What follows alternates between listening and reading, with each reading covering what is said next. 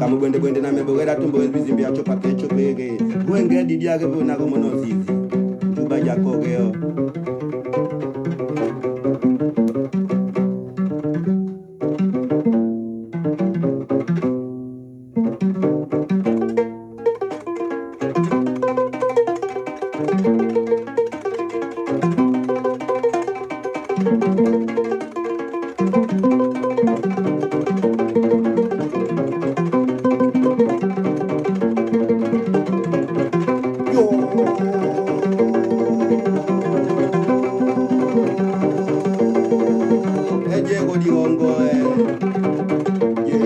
ya nambongo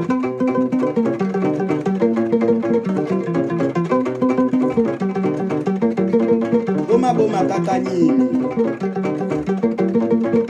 geni wegoni nage digeni gogoni gombo yo ono yewe yae yo wenanga geni gogoni gombo yo yewe yae yo gogoni gombo digeni wegoni nani geni katakuna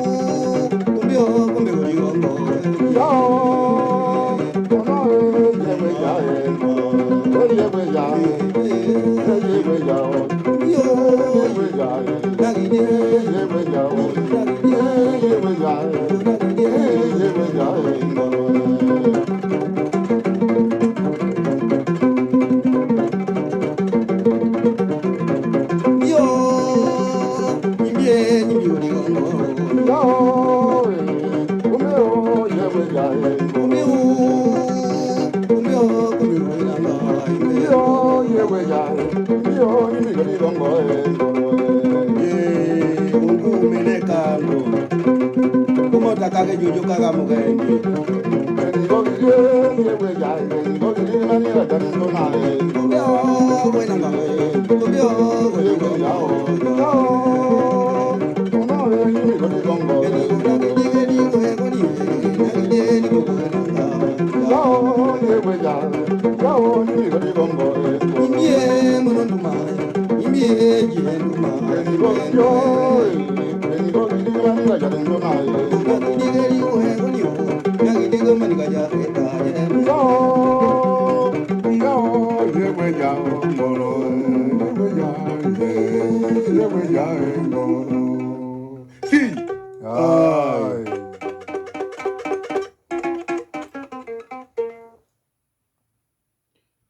Soyez tous salués et merci une fois de plus. Soyez bénis de là où vous êtes, ceux qui me suivent à travers le monde, de la Côte d'Ivoire, du Bénin, du Togo, de la France, des États-Unis d'Amérique et surtout de mon Gabon profond où actuellement vous n'êtes que deuxième. Ce n'est pas normal parce que c'est quand même le terroir là où je suis né. Eh bien, ceux qui sont en tête, vous serez surpris, c'est la Côte d'Ivoire. Je suis beaucoup plus suivi en Côte d'Ivoire, suivi par la France et en troisième position le Gabon. Ceci étant, aujourd'hui donc je vais répondre à une question qui a été posée par un auditeur. Quelqu'un qui me suit sur les réseaux sociaux, il a posé cette question au niveau de ma page TikTok. La question, je l'ai plutôt formulée sous forme d'un thème pour l'enseignement d'aujourd'hui, car sa question était un peu complexe, mais je l'ai simplifiée. C'est-à-dire que la question avait un rapport avec la loi. Il disait que pourquoi toutes les constitutions du monde entier, n'est-ce pas, ont presque les mêmes lois. Elles sont presque universelles. Et de ce fait, est-ce que les lois des hommes, elles doivent être les mêmes que Dieu donna aux hommes? Et ensuite, au niveau des états de conscience ou au niveau de l'évolution humaine, à quel niveau l'homme doit-il se retrouver? Est-ce que l'homme ne passe pas par un cycle du déjà vu? C'est-à-dire que la vie n'est-elle pas un éternel recommencement? Et à quel moment donc l'homme va-t-il atteindre le stade de la tridimensionnalité? C'est moi qui trouve ce mot, je ne sais pas s'il existe dans le dictionnaire, mais je vais m'expliquer au cours du développement. Donc, deux grandes questions autour de la relation entre l'homme et la loi. Cette relation homme-loi doit nous interpeller tous. Premièrement, je vais d'abord vous amener dans la loi et ensuite je vais vous amener du côté de l'homme. Le rôle que l'homme joue, n'est-ce pas, et le rôle que la loi occupe dans la vie de l'homme. Bien, la question donc que le monsieur a posée, c'est un correspondant qui est au Burkina Faso. Je crois qu'ils ont connu une expérience où ils sont passés par des votes de loi. J'ai plutôt dit ceci, ça n'engage que moi, vous êtes libre d'apporter vos critiques et pourquoi pas poser des questions dans ce sens. Le rapport de l'immuabilité des lois et la tridimensionnalité de l'homme, est-ce que c'est un rêve ou une réalité?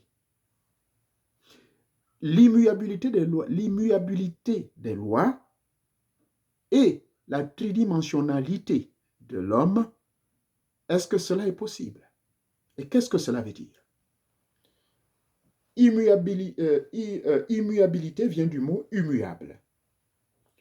Ça, j'ai choisi ce terme parce que c'est un terme que j'utilise tous les jours, à chaque fois que je fais un exposé sur les enseignements qui aident l'homme à pouvoir se reconnecter d'abord avec lui-même, le connais-toi toi-même, et ensuite avec les dieux, les ancêtres et le Dieu suprême.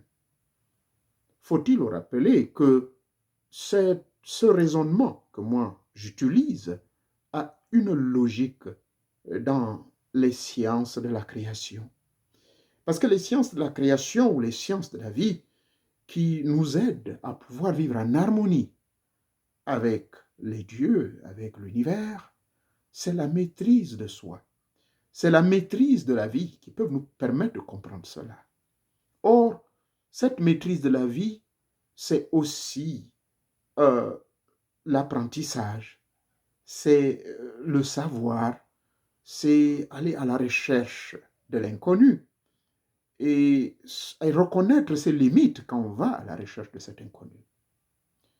Donc, je ne vais pas vous amener dans les livres saints, mais je vous amène tout simplement dans la logique humaine.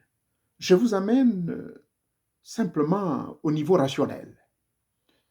Et tout ce qui est rationnel correspond à la normalité de l'homme, c'est-à-dire un homme normal qui fonctionne dans une société normale, doit donc aspirer au véritable bonheur. Et ce bonheur, il l'acquiert, c'est en fonction du milieu dans lequel il évolue. C'est en fonction du milieu également où on le conditionne. Ah ben tiens, voilà un nouveau verbe. Conditionner. En réalité, tout être humain qui vient ici-bas, nul n'a le droit de conditionner cet être humain. Parce qu'il est déjà conditionné par le Dieu suprême, le grand esprit qui agit par pouvoir délégatoire. Et ce conditionnement donc passe par la première parole qu'il a donnée au premier homme, et le premier homme donc par esprit éthique et par esprit ancestral. C'est ainsi que ça arrive jusqu'à nous. Donc, par cette lignée ancestrale, ou encore par ce cordon ombilical ancestral, nous bénéficions déjà d'une logique de vie. N'est-ce pas? Nous vivons déjà dans cette normalité. Mais lorsque nous commençons à brasser ou à embrasser d'autres cultures, d'autres frères, d'autres sœurs, c'est-à-dire finalement le multilatéralisme, parleront les politiciens, des coopérations de tout genre, ou encore la diplomatie, relations internationales, le village planétaire. En ce moment, il y a ce qu'on appelle un brassage. Mais malgré ce brassage et l'acceptation ou l'acceptabilité de vivre en harmonie avec les autres, cela ne doit point entraver notre normalité en tant que citoyen de notre pays. Notre pays, le Gabon, par exemple, n'est-ce pas? Chacun de nous va se reconnaître à son propre pays. Notre pays, le Gabon, par exemple, nous nous reconnaissons par rapport à nos valeurs morales, par rapport à notre normalité innée et descendant de notre ancestralité. C'est aussi simple que ça. Maintenant, le reste qui s'ajoute, c'est ce que moi j'ai toujours appelé dans mes énoncés et dans mes programmes, ce que j'ai appelé les programmations.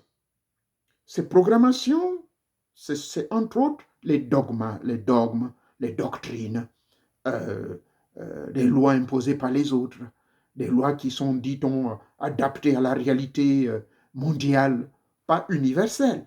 Parce que les lois universelles, pour juste plonger dans l'immuabilité des lois, la loi universelle reconnaît dans son article, je ne sais plus trop combien, je crois l'article 1 jusqu'à l'article 5, du droit de la déclaration des droits de l'homme. Voilà, les déclarations, la déclaration des droits de l'homme qui date du XVIIIe siècle. Mais ce sont ces déclarations qui ont inspiré les États-Unis d'Amérique, qui ont inspiré l'Europe tout entière de pouvoir ériger et écrire leur loi fondamentale, c'est-à-dire la Constitution. Mais quels sont ces droits? Quelle est la déclaration de ces droits de l'humanité? Parmi celles-ci, l'homme est libre. La liberté. Il est libre d'adorer Dieu. Il est libre d'adorer le Dieu qu'il veut. Ah, très important. Et dans cette même loi fondamentale universelle, l'homme est libre d'aller d'un coin à un autre. C'est-à-dire qu'il est citoyen du monde. D'accord? Tant qu'il s'adapte aux lois de chaque milieu dans lequel il vit, peut-être que certains milieux vont faire ce qu'on appelle l'assimilation. Cette assimilation est une imposition parfois de vos propres idéaux afin d'amener les autres de croire à ce que vous leur avez imposé. Ce qui se passa aux États-Unis d'Amérique. N'est-ce pas? Ce qui se passa dans les îles où nos frères se retrouvent là-bas. Je fais allusion à Haïti et autres. Mais la loi fondamentale, les droits universels, c'est le droit à la vie. C'est le droit d'adorer son Dieu, d'adorer ses ancêtres, pourquoi pas. Peut-être on n'adore pas les ancêtres, ça, je vous le dis ouvertement, on n'adore pas les ancêtres. Mais c'est connecter avec ses ancêtres, les considérer comme étant nos intermédiaires auprès de Dieu, comme le font les Juifs. Les Juifs blancs actuels, leur intermédiaire auprès de Dieu, c'est Yahshua, Jésus. Et la plupart des Blancs se réfèrent à cela. Bien. Les lois immuables. Les lois immuables, c'est aussi un homme et une femme font des enfants. Ça, c'est une loi immuable. Mais d'abord, qu'est-ce que c'est une loi immuable? Nous disons, nous, dans nos rites et traditions africaines, et notamment gabonaises, que Teta Bonga di Bonga Bonga, c'est un dieu de lois immuables. C'est un Dieu qui agit par pouvoir délégatoire. Pourquoi nous disons des lois immuables? Mais ce sont des lois qui ne peuvent point changer. Depuis le commencement de la vie de l'homme, depuis que l'homme a toujours existé sur cette terre, le Dieu suprême, dans ses lois immuables, la loi immuable comme exemple, la femme va avec l'homme. Parce que c'est le seul processus naturel qui a été mis en place par les dieux afin qu'il y ait ce qu'on appelle la procréation et la multiplication de la race humaine. Et c'est ainsi le cycle adénique de l'acide désoxyribonucléique agit de la sorte, partant de la cellule originelle qui a justement contribué à l'ADN. Maintenant, quand nous regardons l'ADN, nous ne trouvons aucune trace d'animaux dans l'ADN de l'homme. Nous retrouvons dans l'ADN du singe qu'il n'y a que le singe. Et dans cet ADN, nous retrouvons ce qu'on appelle également le grand miracle que Teta Mwanga a mis en place sur le phénomène de la cellule originelle Et dans cette cellule originelle, lorsqu'on analyse dans les labos, on retrouve les chromosomes X et Y. Donc, la dissection du genre, le genre apparaît. Le genre masculin et le genre féminin. Et ce sont ces deux genres-là qui contribuent justement à une vie normale. Donc, l'immuabilité des lois consiste donc à marcher en harmonie avec les lois telles que laissées par le Créateur de l'univers. Ôter la vie de quelqu'un, c'est une loi immuable. Vous n'avez pas le droit. Vous allez payer les conséquences. Pourquoi elle est une loi immuable? Pourquoi elle ne change pas? Pourquoi ne peut être point altérée? Mais parce qu'elle aura des conséquences, non seulement karmiques, mais des conséquences à long terme où vous pouvez vous faire mal. Vous allez vous retrouver en prison. D'accord? Un homme avec un homme, on fait un enfant. Un homme avec une femme, autant pour moi, on fait un enfant. Mais pas un homme avec un homme. Pas une femme avec une femme. Femme avec femme, homme avec homme. Ça, ce sont des assimilations. Ce sont des idéaux imposés par les autres, qui ont perdu justement leur immuabilité loyale. Tout être humain qui perd son immuabilité loyale se retrouve calboigné. Calboigné, c'est mon verbe que je prends depuis le Gabon et que beaucoup d'entre vous devez être déjà habitués. Calboigné veut dire complètement embrouillé, perdu, n'ayant plus un sens ou un guide dans la vie. Donc, vous êtes dénaturé. Vous êtes déraciné lorsque vous rentrez dans ce milieu-là. Alors, l'immuabilité des lois veut que lorsque nous nous mettons donc ensemble, nous devons mettre en place des lois, lesquelles lois ne doivent être point boudées. Oui, je prends l'exemple actuellement du nouveau délégué de la transition, l'ancienne appellation du maire, puisque pour le moment on va avec une transition, on nomme des personnes capables, des hommes de caractère, de haute moralité, qu'on met pour pouvoir diriger cette transition du Gabon, afin que le Gabon se retrouve enfin sur la voie du Gabonais normal, du nouvel essor qui se lève, car c'est cela le souhait de tous. Le Gabon connaissait maintenant une jungle totale, où il y avait l'amalgame, où l'immuabilité loyale avait perdu sa valeur. Retenez au passage que l'immuabilité loyale veut dire simplement l'immuabilité des lois, ou en d'autres termes, les lois qui ne changent pas. Et les lois qui ne changent pas veut dire quoi? Que lorsque, malgré la présence des colons à partir du XVIIe siècle sur nos côtes, au niveau du Gabon, du Congo et autres, je vous fais allusion donc vers les années 1674, 1676, là, il se passe, et même je peux vous amener au XVe siècle, en 1472. Je fais allusion à qui? Mais je fais allusion aux Portugais. Qu'est-ce que les Portugais sont venus chercher? Si vous lisez les livres d'histoire, mais c'était justement en vue de venir violer les lois immuables que Teta Mwangadi Banka avait déjà mis en harmonie dans tous les univers. Mais l'Afrique, bien sûr, nous le savons, faut-il encore le rappeler, que l'Afrique, c'est ce que nous appelons en anglais the motherland, the essence of life, the origin of all, the origin of mankind, the origin of animals for the all expressed existence of the Almighty God in all them dimensions. Voilà, c'est l'Afrique, c'est eux-mêmes, les Américains qui le disent au cours des conférences que j'écoute ça et là quand je suis invité. Donc, l'Afrique, c'est le berceau de l'humanité, the motherland. Ceci donc étant, ils sont venus donc et nous ont amené des programmations. Ces programmations, ce sont les dogmes, les doctrines, ce sont des lois bizarres, ce sont des choses qui ne s'adaptent pas à l'immuabilité des principes de Teta Mwangadi Banka, le grand esprit qui a commencé à donner la vie en Afrique. Car l'Afrique devait être ce flambeau de la grande lumière de la transformation, de la connaissance connaissante, la connaissance transformante et transformatrice, de la connaissance qui transforme les vies des gens. C'est parti de l'Afrique. Et c'est le temple de Saïs en Égypte, il y a de cela 12 000 ans, qui était le grand flambeau de mystère, qui éclairait toute la planète. Puisque quand nous lisons les grands livres de la connaissance et de la création, on nous dira que la reine, notre reine Isis, restait tranquillement là-bas au palais à Chaïs. Et c'est le papa Osiris qui voyageait à travers la planète pour éduquer le peuple, pour leur apprendre à faire l'agriculture, pour leur apprendre à dompter la nature, pour leur apprendre les grands mystères de reconnexion avec le grand créateur.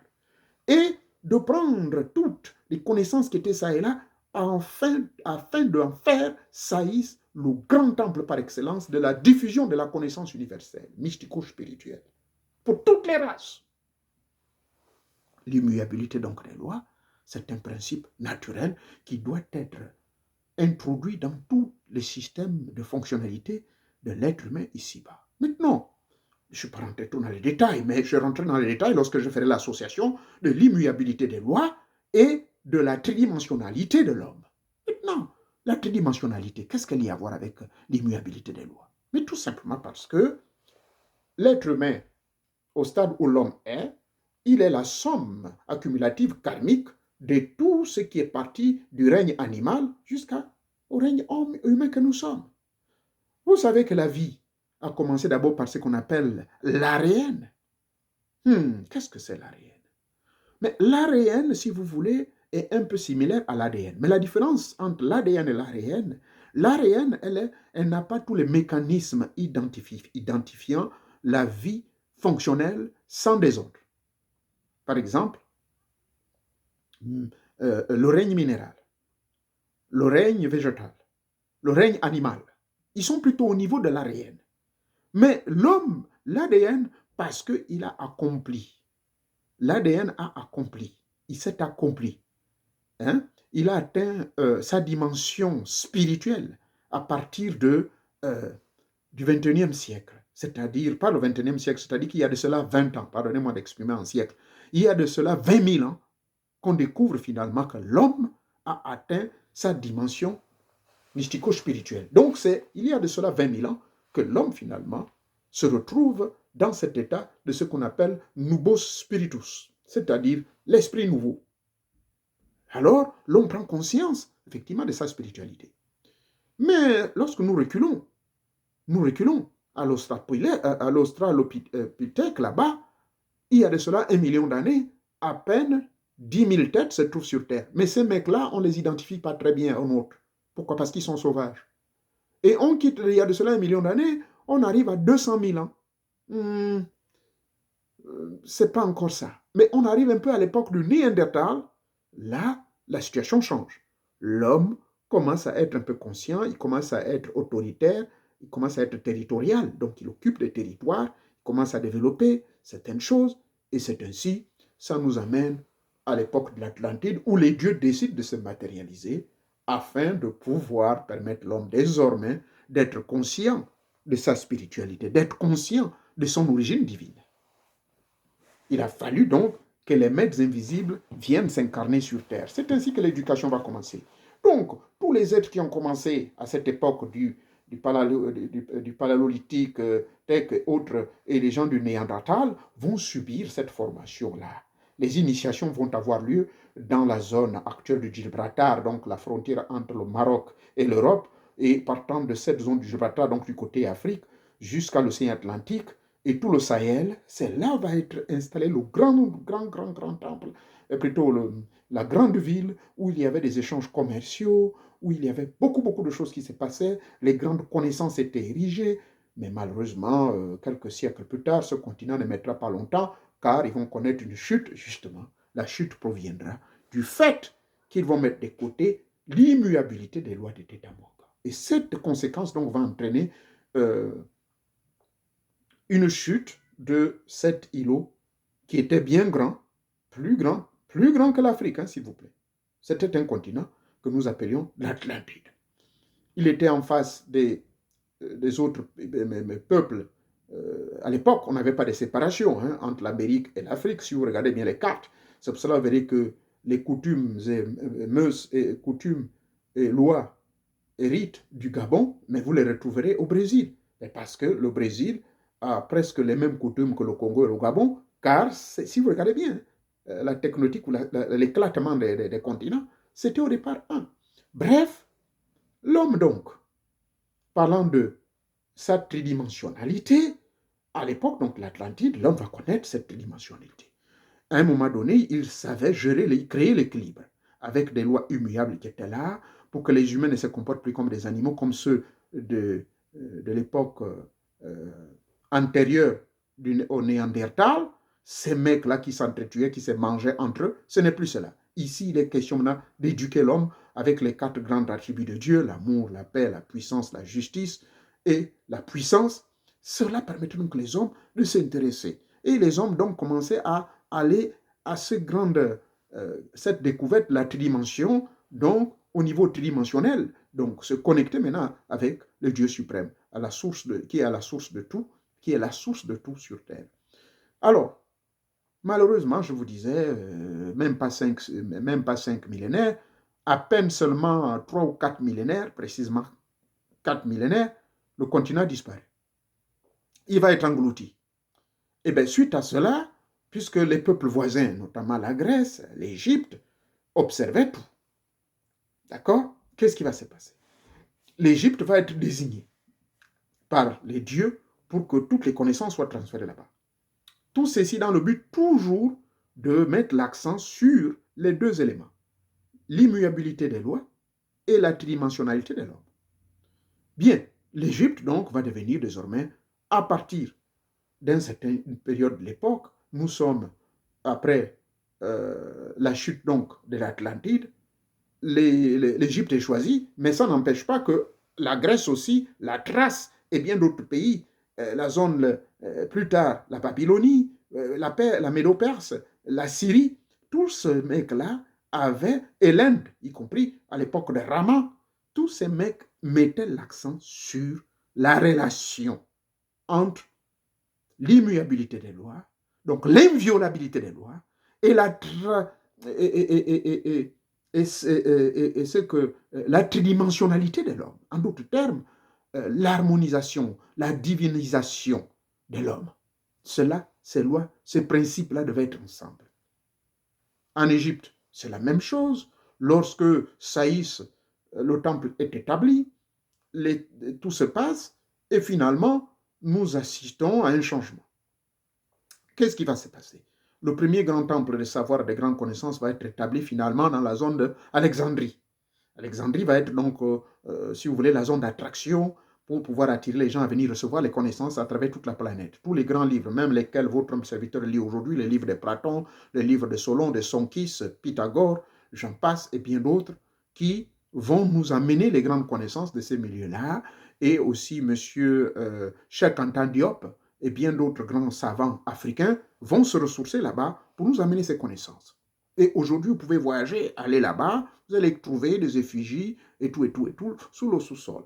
Mais attention, détrompez-vous parce que l'Égypte actuelle n'a rien à voir de l'Égypte qui existait bien avant, jusqu'au 7e siècle de notre ère, car c'est au 7e siècle de notre ère, précisément à l'an 640, que l'Égypte actuelle a été créée par les Arabes. Donc ce sont les Arabes qui ont pris l'Égypte actuelle dès l'an 640 de notre ère. C'est pour cela que vous verrez qu'il n'y a que des métissés, des Arabes n'importe comment. Mais si vous partez beaucoup plus du côté, je pourrais dire, du sud de l'Égypte, vous trouverez plein de Noirs en allant vers le Nil. D'accord? Et du côté du nord également, ils ont voulu fuir. Mais c'est surtout le sud où il y a une bonne concentration des vrais Égyptiens originaux. Bref, là n'est pas l'important. Ça, ce n'était qu'à titre éducationnel et informel. Informatique, de l'information que vous pouvez vérifier vous-même dans les livres de Pythagore et les vers dorés de Pythagore et les livres de Platon sur les empires qui ont succédé, pourquoi les empires ont été détruits. Eh bien, eux, ils vont vous dire, par exemple, Platon vous dira, si la plupart des empires ont été détruits par la colère des dieux, tout simplement parce qu'ils n'ont pas observé les lois, et surtout, ils ont négligé le côté tridimensionnel. Maintenant, qu'est-ce que ça a à voir avec nous les Africains, dans tout ce que je suis en train de dire? Ben, le rapport est que, pourquoi je posais la question, est-ce que c'est un rêve ou une réalité d'avoir ce qu'on appelle l'immuabilité des lois et la tridimensionnalité humaine?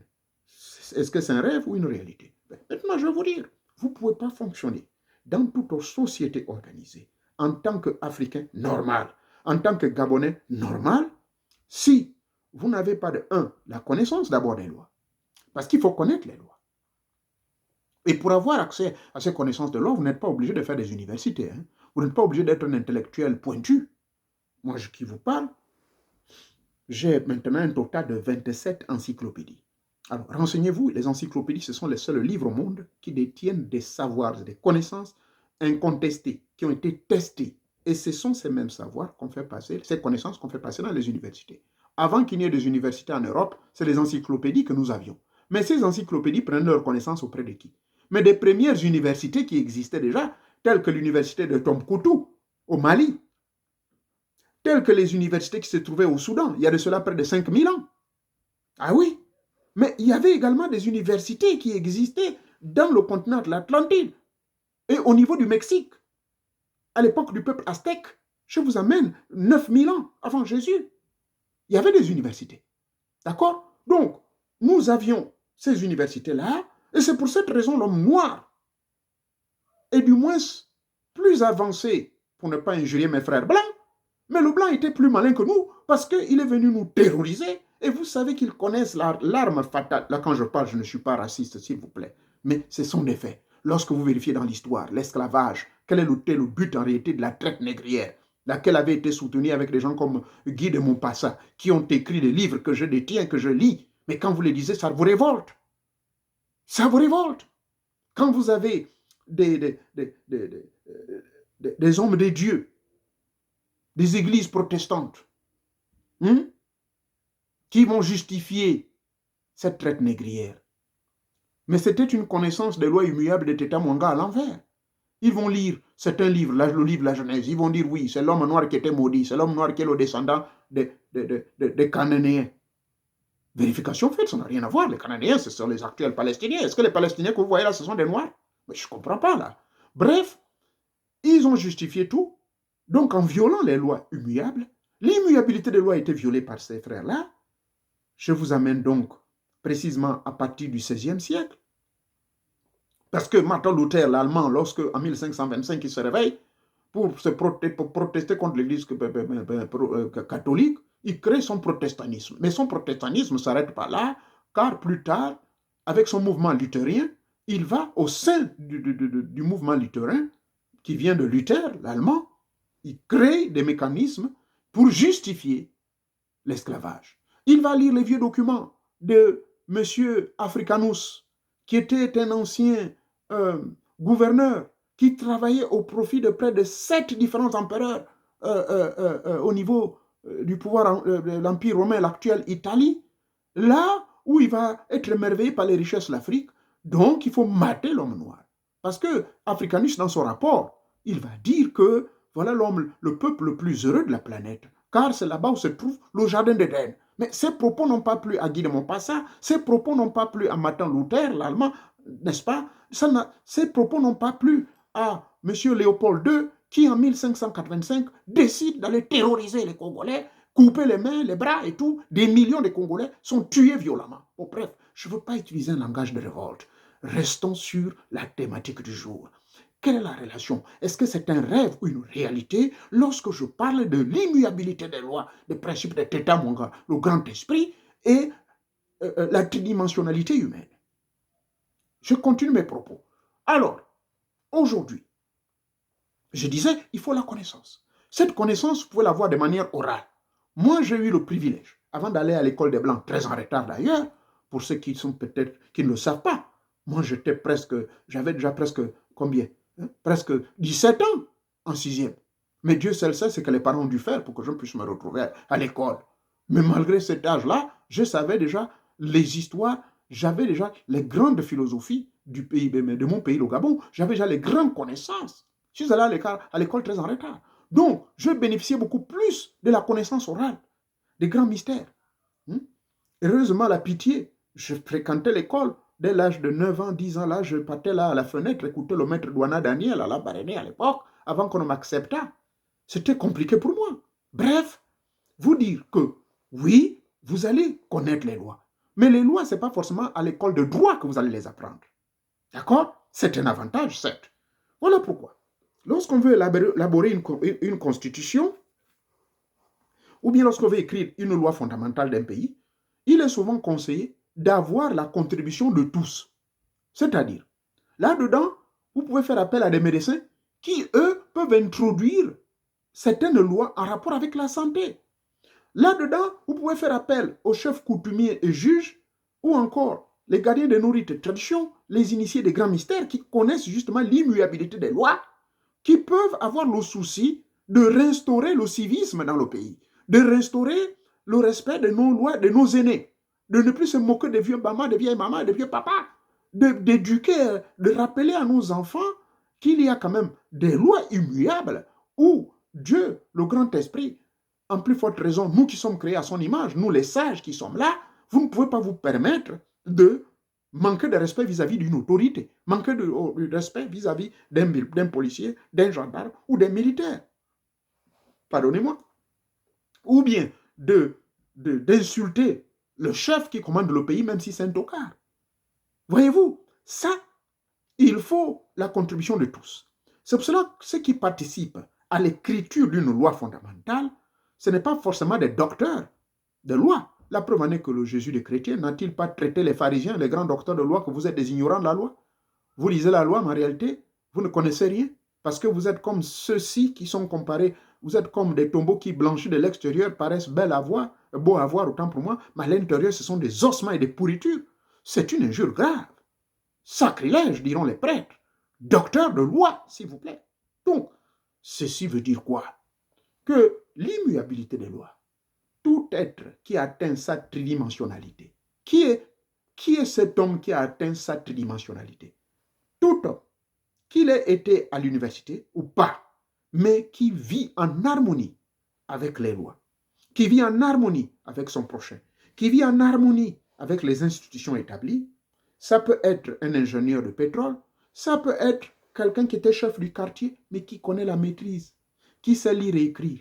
Ça peut être quelqu'un de la santé, ça peut être un militaire, pourquoi pas, qui va contribuer également à écrire des lois en rapport avec le respect de l'autorité.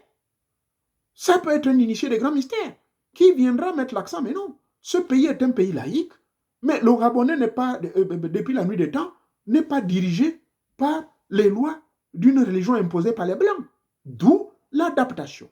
Donc, on peut faire une adaptation à certaines lois, ce qu'on appelle un amendement. On ne doit pas imposer la religion aux gens. Ici, aux États-Unis, nous avons l'amendement numéro 1, liberté d'opinion, liberté de s'exprimer. Amendement numéro 2, vous avez la liberté de porter des armes pour vous protéger, parce que nous avons été tellement envahis par l'ennemi.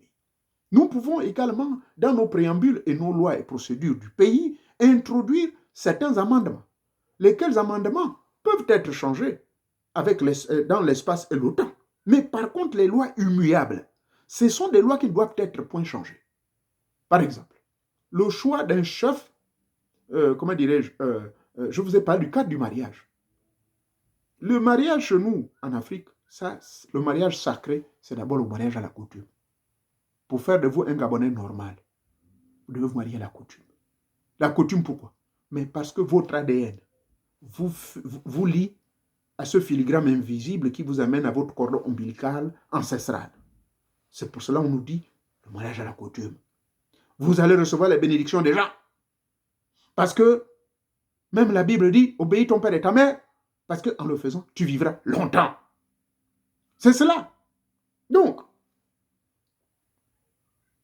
l'homme atteint sa tridimensionnalité à partir du moment où il est initié dans les grands mystères. Mais quand j'utilise le mot initié, mais ça peut être l'enfant qui va à l'école, ça peut être cet enfant comme moi je le faisais chaque grande vacances de 1974 jusqu'à 1988, après le bac, j'y allais toujours au village. Chaque saison sèche, j'y allais toujours au village.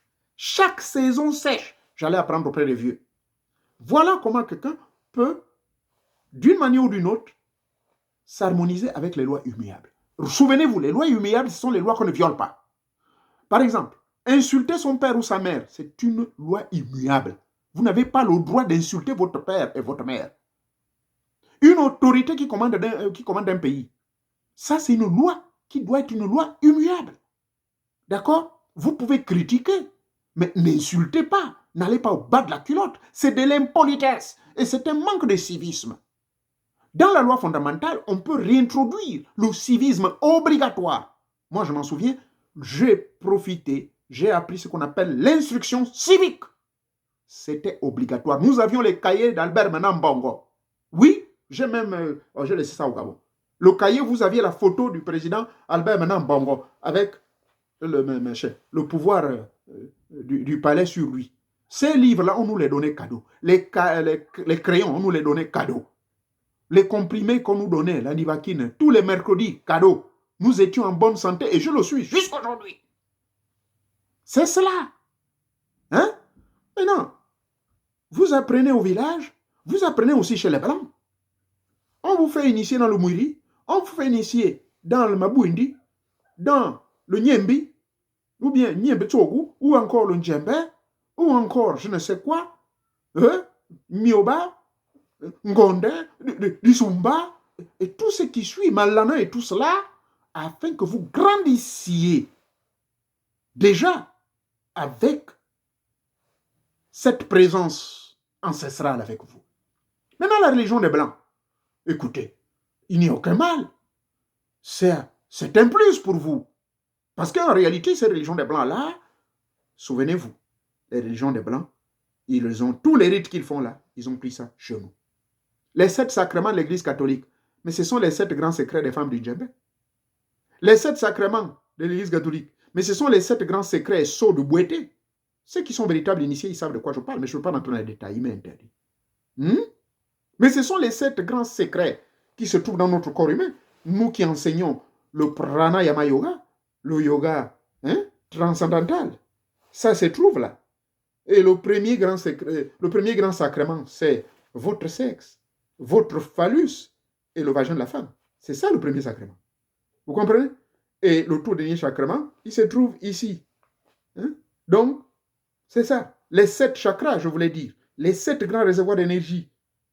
Donc, le nombre est 7. Toutes ces choses, on doit l'enseigner à nos enfants.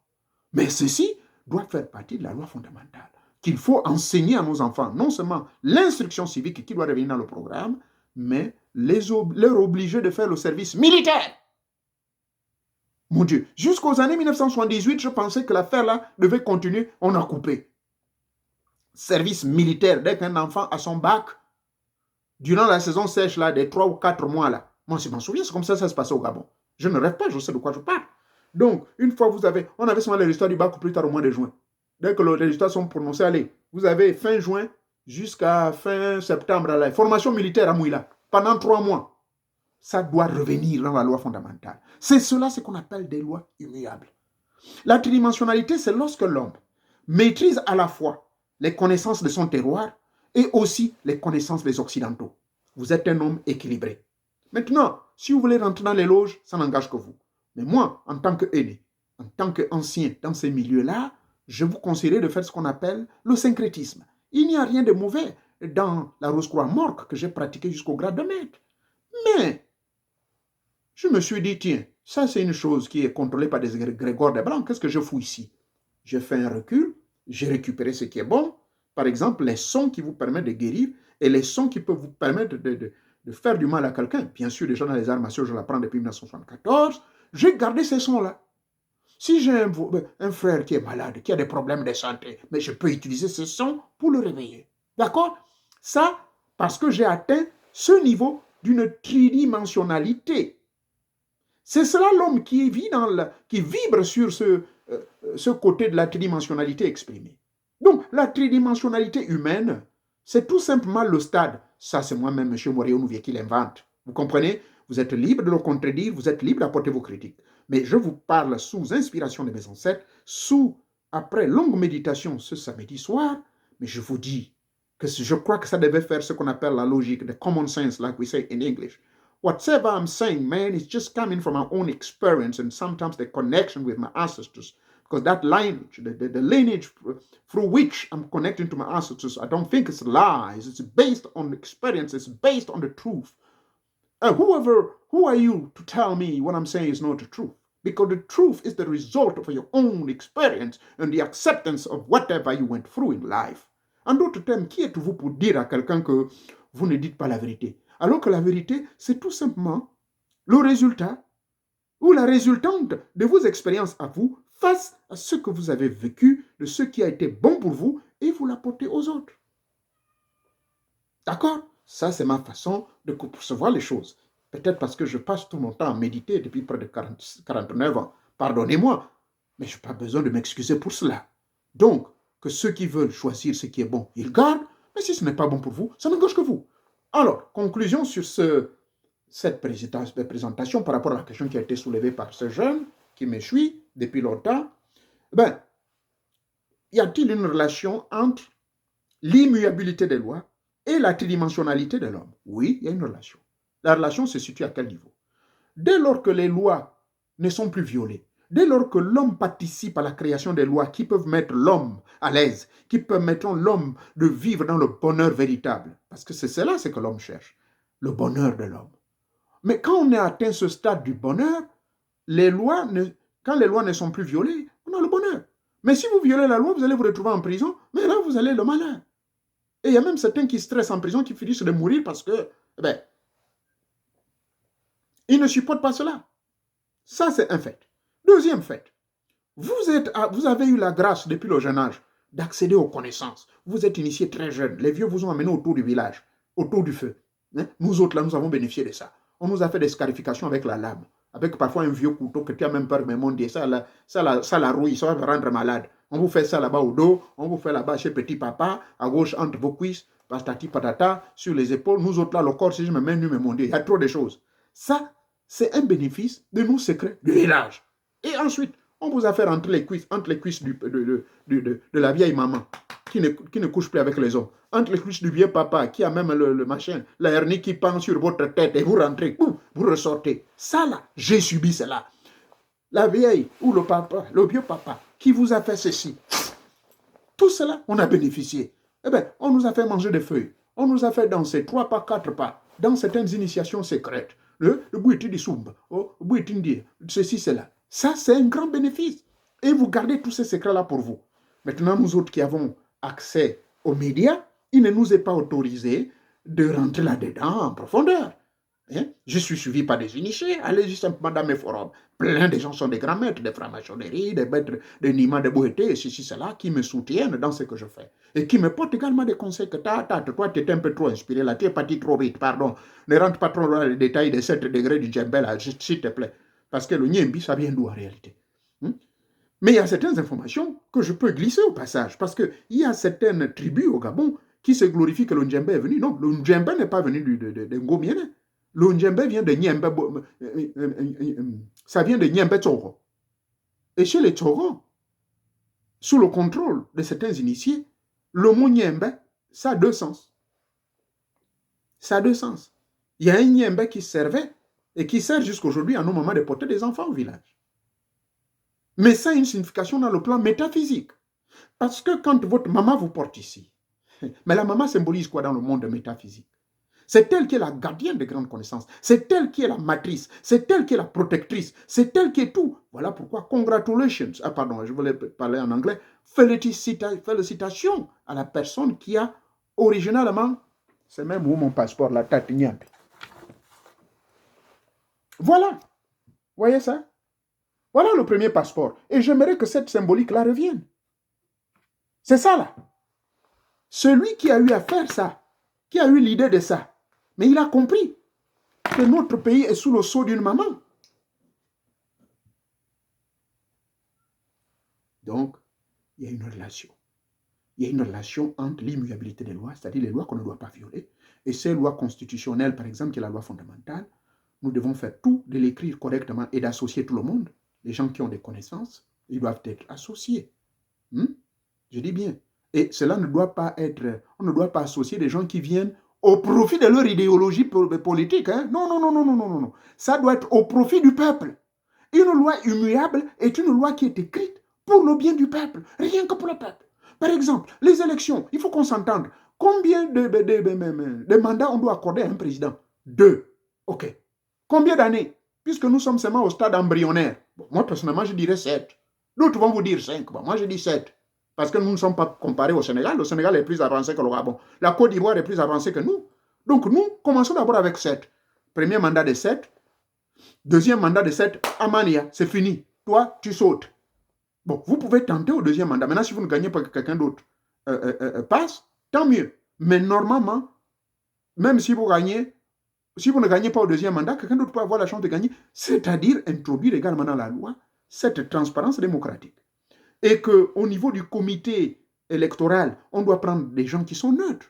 La neutralité consiste donc à prendre certains, s'il y a des partis politiques qui revoient le jour un jour, c'est normal, on ne va pas vivre dans un pays sans parti politique, on va prendre 2 du PDG, 2 du PGP, 2 de l'UPG, et puis on va prendre quelqu'un, des gens qui ne sont pas dans la politique, les gens de la société civile, on prendra aussi 2. Qui on va mettre président? La question fondamentale, on va mettre comme président un homme dédié, parce que c'est quelqu'un qui est jugé être l'homme juste, qui n'est pas quelqu'un qui n'est pas corruptible. Donc on va voir parmi tous les prêtres du Gabon, parmi tous les pasteurs, ceux qui n'ont pas été plongés, on fait des enquêtes de moralité, et ce mec-là, on va le mettre là comme le président de la commission électorale. Donc tout est à part égal. Il regarde, le PDG ne va pas tenter de corrompre, l'opposition ne va pas tenter de corrompre, le type de la société civile. Donc tous les yeux sont rivés sur la légalité et sur l'immuabilité des lois. Et qui doit être appelé là? Mais le prêtre qu'on met là, mais c'est quelqu'un qui connaît, qui a une tridimensionnalité spirituelle, humaine. Le gars du PDG qu'on a mis là, c'est pas un Yakouin, c'est quelqu'un qui a de l'expérience sur ma politique, même s'il a pris sa retraite. Hein? Le gars de l'UPG, que je suis par exemple, si on me met là, ah ben tiens, on connaît ce type-là, il ne tolère pas le désordre. Voyez-vous, c'est ainsi. La tridimensionnalité universelle, la tridimensionnalité humaine se retrouve dans ce collège-là. Voilà, cher monsieur, la réponse à votre question. Pardonnez-moi si j'étais trop long, mais c'est cela en fait, la relation entre l'immuabilité des lois ou l'immuabilité loyale et la tridimensionnalité humaine. C'est l'homme qui s'est accompli, l'homme qui s'est cultivé, qui est prêt à participer à la lecture et à l'écriture des lois de sa nation de manière tout à fait honnête et s'inspirant de sa culture et s'inspirant également des écrits sacrés comme les Américains l'ont fait. Les Américains ont écrit leur constitution à base de la Bible. C'est pour cela qu'ils étaient trop durs. Jusqu'à vers les années 1971, après, ils ont introduit des conneries. Après, voilà, la Bible a été arrachée des églises et tout, l'homosexualité, la pédérastie, tout le désordre. Maintenant, on voit un premier ministre qui porte une jupe comme une femme en Europe, mais ça a commencé comme un tatrignambi. Ça, c'est l'immuabilité des lois.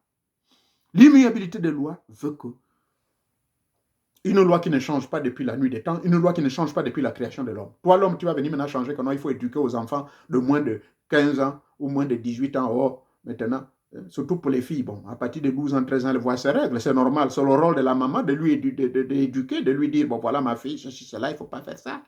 Mais aujourd'hui, on veut maintenant, fait, heureusement que c'est le passé, mais à un moment donné, le régime